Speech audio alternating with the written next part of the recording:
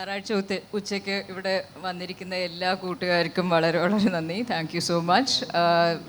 I wouldn't expect anyone to come out on a Sunday afternoon.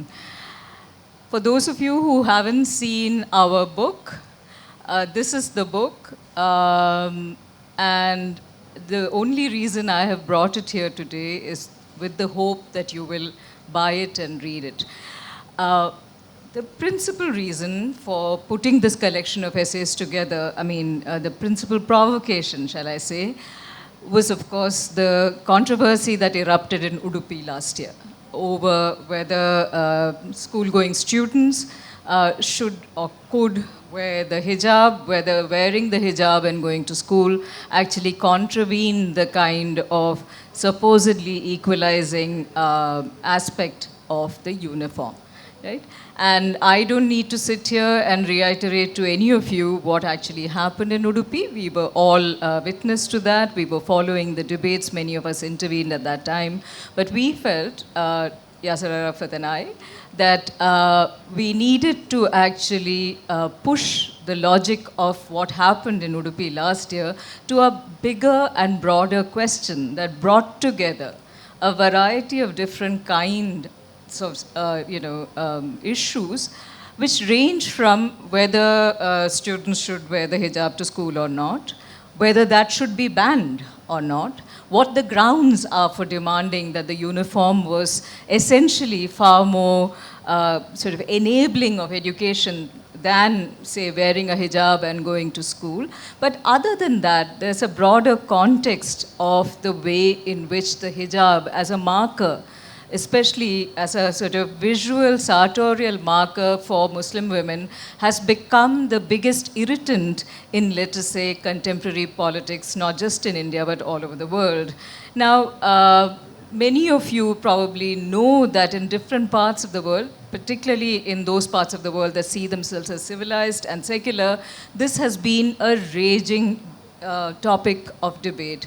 The French debate on banning the hijab follows some of the kinds of arguments that we saw that were being sort of put out in the Udupi context, and following from that the Karnataka High Court's decision regarding this and so on, and also the kinds of things that were being said in formal and social media platforms and so on and so forth about what the hijab actually represents. So the question really for us was this, which is, what is it about the hijab that bothers people? What is it about the hijab that is beginning to be seen in particular kinds of ways? Is it possible to say that head covering is something that is exclusively restrictive to Muslims, or do other communities have women or men covering their heads and bodies? Is there something about forms of clothing that actually mark out a kind of set of attitudes? The assumption behind a lot of the kind of late 20th, early 21st century kinds of discussions on banning the hijab, especially from secular Western contexts, has been this, which is that Islam is essentially a barbaric and backward-looking community and culture and religion, and the prime example of that is the fact that women cover their heads, and this is seen as something that is actually enforced, and this is seen as something that is, not enabling of women's potentials, their freedoms, their life choices, and so on. The bottom line is this, that therefore, this becomes yet another part of the white man's burden. In this case, this also becomes the white feminist burden. It also becomes the non-white feminist burden, the non-Islamic feminist burden of saving the Muslim woman from the Muslim male or the Muslim community. Now, having said this, the interesting question becomes, are really fundamental questions about patriarchy being addressed in any community from the kinds of groups of people who speak about this? Now, we know that wars are being fought over this. The war in Afghanistan, the sort of, bottom line in that was that the Americans were there to actually bring gender justice to Afghanistan, and we have seen how an entire country has been sort of reduced to rubble. So we are caught between the kind of contours of two kinds of poles. On the one hand, there is an intense kind of Islamophobia, which has been militarized and weaponized by many of these countries, which have used that as a kind of, argument to actually sort of save these regions from what they see as forces of terror, forces of barbarism, forces of backward-looking peoples who are actually oppressive of their own women, but they're also violent and dangerous, right? So on the one hand, there is this kind of argument. On the other, you have a very complex history, which actually tells you that all forms of clothing are very complicated. You cannot assign single meanings to anything, but let us just restrict ourselves in this discussion to the hijab. Let's use that as a referent. The hijab itself cannot be used as a kind of unitary kind of inflexible sort of garment which has unchanging meanings historically, geographically, across different kinds of cultures. It has had different kinds of meanings in different cultures. Whether this is essentially Islamic or not, well, the big question there is, what is it that is essentially Islamic? Are we speaking purely from the point of view of theology, certain kinds of readings of theology, or are we speaking about histories of practice of religions and the practice of different kinds of sartorialities that might or might not accompany it? One of the things about this book is that you will find arguments from all kinds of different directions. There are women who do not wear the hijab who are making an argument for women who wear the hijab. There are women who wear the hijab but understand that there are women who do not wish to wear the hijab, right? We have an excellent piece by an Iranian-American feminist who has unveiled and revealed herself. So there are many different kinds of ways in which this discussion has been opened up. There are women who have sort of spent their activist lives fighting against any form of head covering, face covering, body covering for Muslim women who have done that. And there are women who have actually chosen to think about this as a different form of expressing one's selfhood and subjectivity.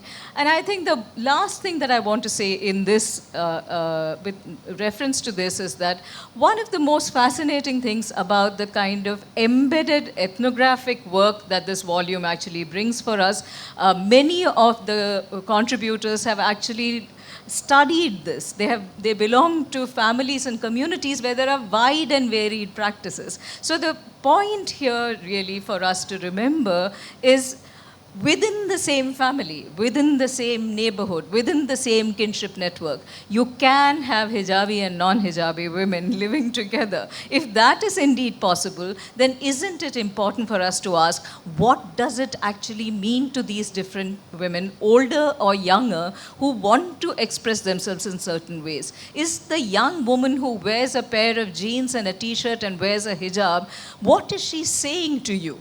Why do you not want to see her? What is it about her being there as a Muslim woman? The reason why you recognize her as Muslim is because she has covered her head. What is it about the visibility that is accorded to the Muslim women by the use of the hijab that has become so disturbing? This is the question that I want us all to think about. I think we both want us all to think about. Let me hand it over to Yasser. Thank you, Arunima. Thank you, Mathrubhumi, for inviting us. And of course, thanks to you all. So this book is basically a result of a long friendship that I share with Professor Arunima. And so it's all started with a conversation, I think towards the end of February. And so then we started asking this question. Of course, we have been asking this question differently, before the so-called episode happened in Karnataka. So one of the questions I used to ask, before this issue, and of course this is happening for a long time, last 30, 40, 50 years, I mean, around the world. And one of the questions as a child, not as a child, but as a young scholar, I was asking when I was doing my PhD, did my grandmother wear a hijab? The answer was no. So then the next question came, that did my mother wear a hijab? No. The answer is no. So as she was saying that, in fact, you find a lot of people, I mean, women in the same household wearing different kinds of dress. What does it mean? What does it mean to a man? What does it mean for the family patriarch? And what does it mean for the village? What does it mean for the state?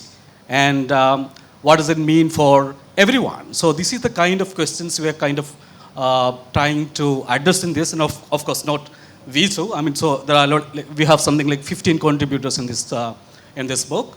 And all of them, and each of them actually bringing fascinating, fresh ideas into the larger discourse on the hijab question.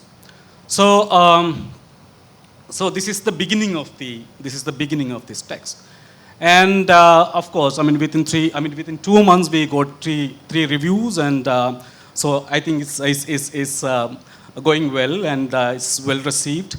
But the fundamental thing we try to address in this in this volume is what is the meaning of headscarf? I mean, so when there is this misunderstanding about the hijab. I mean, so when people say hijab, actually immediately the visual image comes to us is a completely covered Muslim women without a face. So we try to address that question as well. I mean, so hijab means basically the headscarf. That is what we meant. I mean, so we try to define the very term hijab.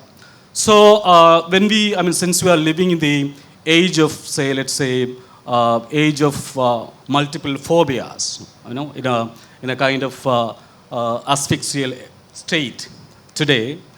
So these questions are very, very important. So, and of course, in fact, we have wonderful scholars, so actually talking about different questions of these phobias. In fact, there is a scholar in this volume, Hilal Ahmad, who is a professor at CSDS Delhi.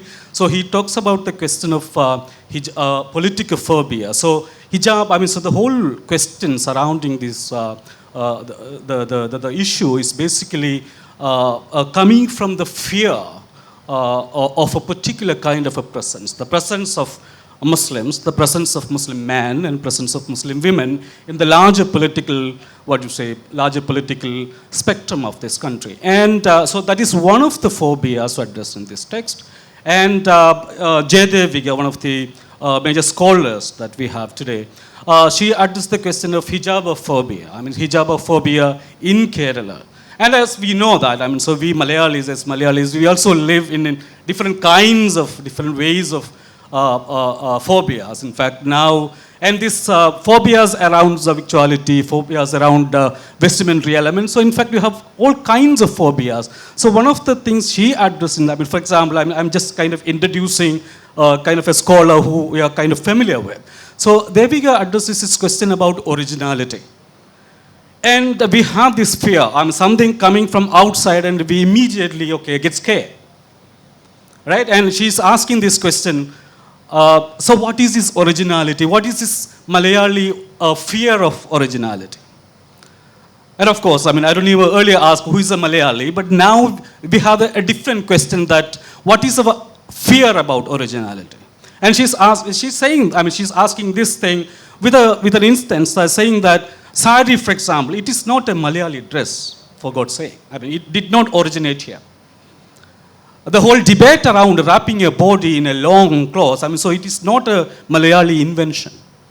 And if you advance on that, in fact, you have originality questions coming to us differently. For example, now we have this Kurimandi phobia, for example. Everyone talks about it. Because this is a food coming from outside, and we don't like it. Maybe many of us don't like it. So then the next question is, what is our original food? So are we talking about kanji, which is not a Malayali expression at all? It is a Chinese expression, for God's sake. It's not a Malayali thing. It is a Chinese expression. It's a Chinese word. So then we have paratha and beef curry, which is kind of we are globally famous for. These are not, so this doesn't actually belong originally in this, to this place. Paratha, of course, is a Portuguese expression. And we did not have beef selling outlets in any of the state, till the 16th century. We did not have it. But we absorbed it. Till the Portuguese, we did not have any single beef shop in this state. But we still absorbed it. Because Samudri banned it, and all Rajas and kings, who did not have any kingdom, they all banned it. So they actually met with capital punishment in the 16th century, before 16th century and 15th century. So we did not have this. So what are we talking about when we talk about the originality, original idea? Who is a Malayali and what is a Malayali? So this fear come to us? So these are the kind of questions you find in this text. And of course, you have a bunch of young scholars who are, when I say bunch of young scholars, I specifically say bunch of young Muslim scholars who some of them wear hijab, some of them don't wear hijab. And for them, hijab is something like a shield of one, resistance, and two, a shield of resilience. Okay, a resistance against an asphyxial state which asks them to obey and submit and to be disciplined. So they say, this is not done. So we are not going to agree with that.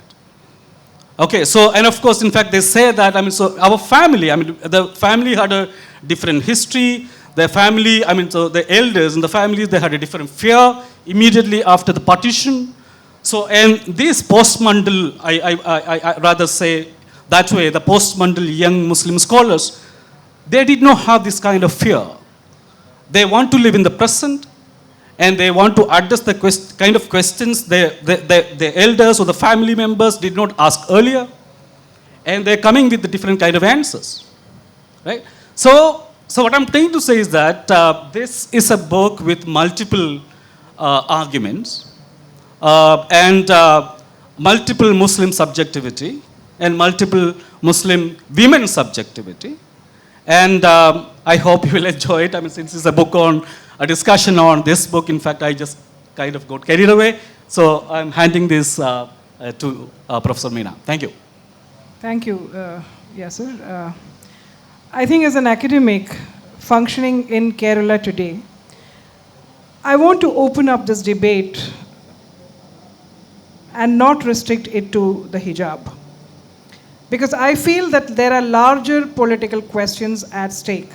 Definitely the hijab is important. Definitely there is a point that, both the authors were trying to make. But the question that I want to raise today is when we talk about the politics of clothing in 2023, why is it that invariably the first picture that comes to our mind is the clothing that women wear? Why is it that we feel that what women wear ought to be scrutinized and brought under surveillance, and that kind of a mindset, the debates that we build around it, the discourses that we initiate when we talk about women's clothing which gets to be it gets to be pinned down to women's clothing in particular, is something that deeply disturbs me. Why women's clothing alone? Of course, we know that there is a current political dispensation in the larger, in the larger domain of the nation, which thinks that the nation's ideology can be mapped onto the fabric and the clothing that the woman is wearing, which I think it is to most of us to resist. We do not owe that kind of, an obligation to the nation that we are here to map out the nation's agendas and nation's prerogatives and whatever the nation thinks. Even when I say that, I do not mean it is somebody's nation.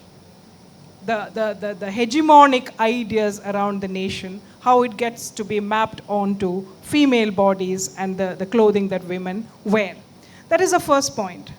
But also, I think the fact that this continues to be debated upon even today haunts me, because even the other day, in an institution, in an educational institution in Kerala, I heard a very eminent woman academic say that how can lady teachers wear chudidars? You know, even to mouth an opinion of that kind loudly, it is so politically incorrect to say something of that kind, but of course, she was being honest in one sense because she brought it out in the open. To wear a chudidar is considered to be a sacrilege by many. And it reminded me of an incident that happened a couple of years back, when one of the students in my class came and reported that in Venyaramur Junction, which is just maybe 20-25 kilometers from here, there was a traffic policeman standing in the junction with a lathi and telling women who were riding scooters with leggings on to go back home and change their clothes.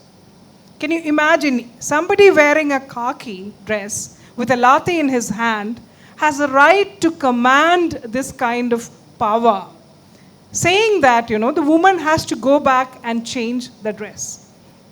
Now, this kind of a sartorial politics was something that we saw in large numbers unfolding during the Sabarimala menstrual debates, where dress became intensely political. Now, when I say that, I do not mean just one faction of the debate. I think all around in Kerala, we believe that, the Malayaliness is written on the setta sari and munda and the rest of the crap that we wear as accompaniments. Now, this is something that, again, borrows the ideology of the nation, that the nation ought to be mapped in a particular way. And we have to be upholders of the agendas that the hegemonic sections in the nation or the national popular feel ought to be upholded. So I think it's time that we look at some of these issues. Even when every government circular keeps on reiterating that, women have the freedom to wear what they can wear, what they need to wear. Why is it that each and every time we have to constantly remind everybody that this is not just about women's dress? Or is dress all about mapping women's, what it is to be feminine and what is acceptable? So this idea of what the ideal feminine is, irrespective of whether it is a Muslim or it is a Hindu, of course, when the dominant, the majoritarian fundamentalisms come into play, it is much, much more dangerous than other kinds of thought. So that is where we need to be cautious about that. But on the other side, on both sides of this debate, we see the very, very regressive dynamics and the parameters that continue to be debated even in this year. So that is what is bothering me, Arunima.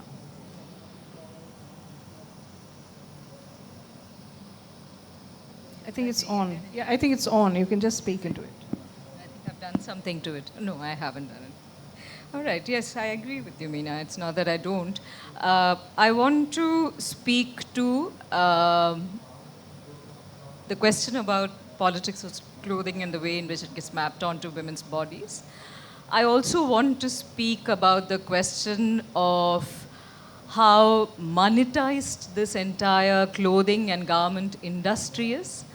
I want to speak about clothing workers, garment workers, and the kinds of wages that they get. And then I want to come back to the question about what is it about Islam and the way in which the Islamic kind of body variously, when in North India, the man with the beard and the skull cap is always referred to as mullah, right? So what is it about the kind of stereotyping and what does that actually do? What is the violence of, say, something like that in a country where we have all of these things, but we also have Hindutva? So, so we do need to take that on board as we think about these things. So, so to go back to this question of politics of clothing and the way in which it gets mapped onto women's bodies, let me give you a counter example from several years ago when I was teaching.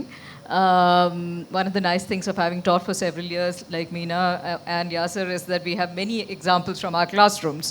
So after one of my courses in visual culture, I took my students out, and a large number of those students were girls. And one of them was going to a party, and they were sitting in a bunch and discussing what they were going to wear, and class was over, and so it was all fun time.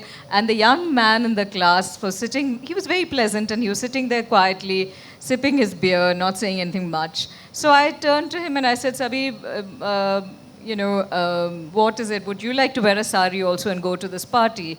So he said, no, not really. I'd really like to wear a skirt. Now, this is what is really very interesting to me. What is it about the politics of clothing and the way in which the almost sort of, in all our minds, the kind of sartorial revolutions that seem to have happened in women's clothing and women's dress styles and so on and so forth have come because women in different cultures and different historical periods have fought about it. They've pushed back. They have demanded that they want to wear certain kinds of things and they don't want to wear certain other kinds of things.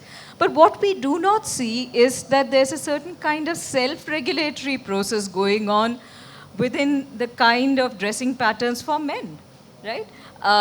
So I want to think about male clothing patterns. Mundum shirtum, pantum shirtum, Yasser ചോദിച്ചൊരു ചോദ്യമാണ്.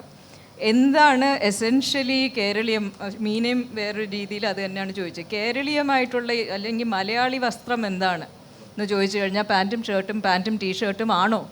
അല്ല എന്ന് നമുക്കറിയാം. Right? But what is it about men that they do not want to say, get up one morning and wear a sari and come to work? Or wear a salwar kameez, or wear a skirt, or wear any of these kinds of things? What is it that is actually not permitting men to clothe themselves differently? Which, interestingly enough, the only kind of disruption of that has been done by queer politics. Gay men have tried it. Trans figures certainly do that all the time. But what is it about being male and being clothed in certain ways which also feeds off the ways in which women can and cannot clothe themselves, right? But women's clothing is so much more complicated because in the many fights that happen, taking off clothes and chucking them off or wearing them in certain kinds of ways, all of these have been part of battles. And I think that is something we do want to bear in mind. The shortening of skirt lengths for European women happened because European women fought it. It's not because, some nice guy somewhere said, why don't you shorten your skirt? It didn't happen because of that.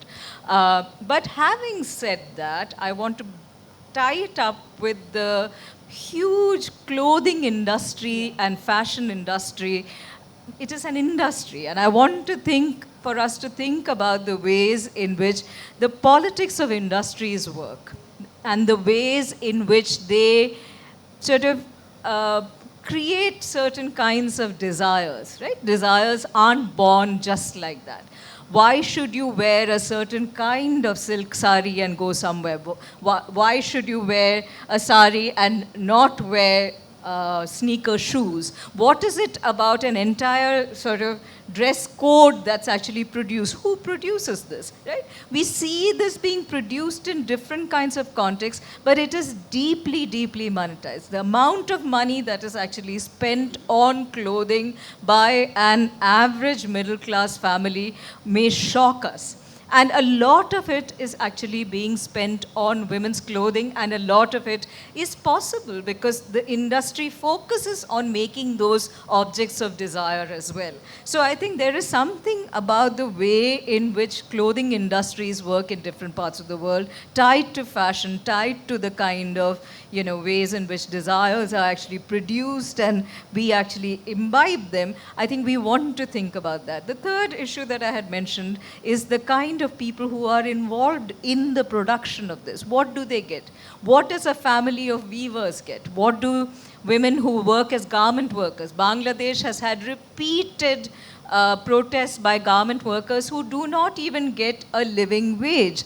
If there are no, say, fire security things in place in many of these sort of, big, what is it, industrial sort of setups where these, there's a term for it which is slipping my mind, I'm so sorry. Sweatshops, exactly, thank you. The sweatshops where these things are done and being produced, and the kind of, the working hours, the kind of wage that you earn, the kind of conditions under which you work, and the kinds of sort of other sort of structures of capitalist humiliation and punishment, bodily punishment on these workers, other than the kind of, wage issue, hour issue, all of these kinds of things.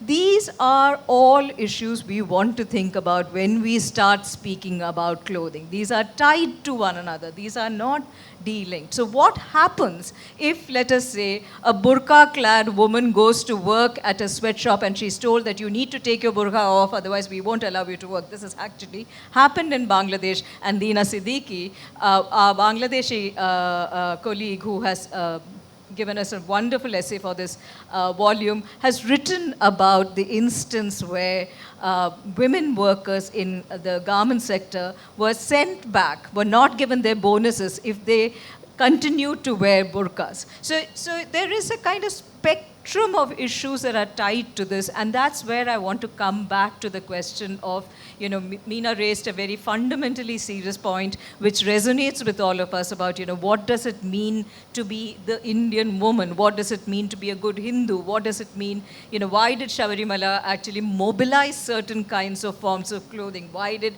Settamunda become the kind of sort of sartorial resistance from the believing Hindu women in Kerala, right? And the non-believing also, that was interesting. And the non-believing also. But you're absolutely right about that. And that, of course, we see in other circumstances also. But the flip side of that question is, what is it about women in different forms of clothing habits which can be identified as Muslim? What is it about those kinds of clothing that seems to be far more disturbing than, say, I'm shocked at the example that you cited about the policeman sending girls back, but it doesn't surprise me. It makes me angry. But at the same time, there is a very different kind of policing and a different kind of discomfort in people when you actually see a Muslim woman with a hijab, with wearing a burqa, a naqabi woman. There is a kind of discomfort, and I think it is very, very important in today's India and in today's Kerala to actually continuously speak about that issue. What is it about that discomfort? What is it saying not only to Hindutva, but also to those who see themselves as liberal feminists? Now, this is something, again, which many have addressed in this book. There is an entire section called Many Feminisms, and where you have angry Muslim feminists speaking back to liberal feminists, asking them, how dare you tell us what we should look like, how we should speak, what we should wear. So I'm trying to travel a bit differently here. So as far as my understanding is concerned, being a more early modern historian, that this food and the victuals and vestimentary, food and clothes, so these are intrinsically connected things. If you look at 19th century or the early 20th century Amar Chitrakathas and those kind of things coming from North India, so there is one permanent drop in those texts. A Muslim man in a sherwani eating a huge quantity of meat. So this is how this narrative was actually created in the 19th century. And of course, in the 20th century, you have these narratives actually getting accepted, not just in the colonial discourses, but also in the indigenous or the liberal nationalist narratives as well. So the victual politics the victual politics, and also the vestimentary politics. So what I'm trying to say is that these are extremely interconnected. So, and of course, we have a contributor in this text, Tanveer Fazl, who is a professor of political science in Hyderabad University. He actually talks about this. He says, Arunima was asking these questions, sociology, I'm sorry. So, Arunima was asking this question, the entrepreneurship behind this the garment industries. And of course, you find, if you look at look at Kerala in the 90s, there was enormous proliferation of this new industry appeared in places like, say, Calicut and Kannur, and of course, Talasheri and all. So the new fashion.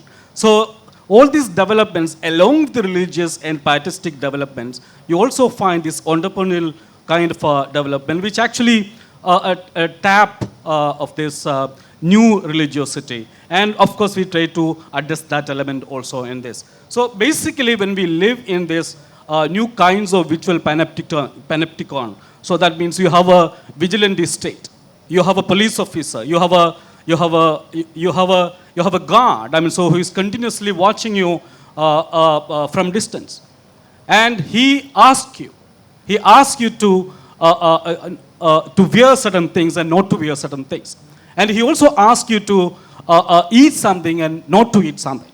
So that is, I mean, we are as subject today, we are under continuous and permanent kind of observation, and there is someone sitting elsewhere and asking us to wear and not to wear. So this is the kind of questions we are trying to address in this. And of course, when it comes to politics of clothing and politics of sartoriality, and since I work on this idea of 19th century, 20th century Islam, of course, Indian Ocean region, Kerala, I mean, when we talk about Kerala, we did not have any of this. I mean, so this discourse on veiling or hijab, we did not have in Islamic textual tradition till the 19th century.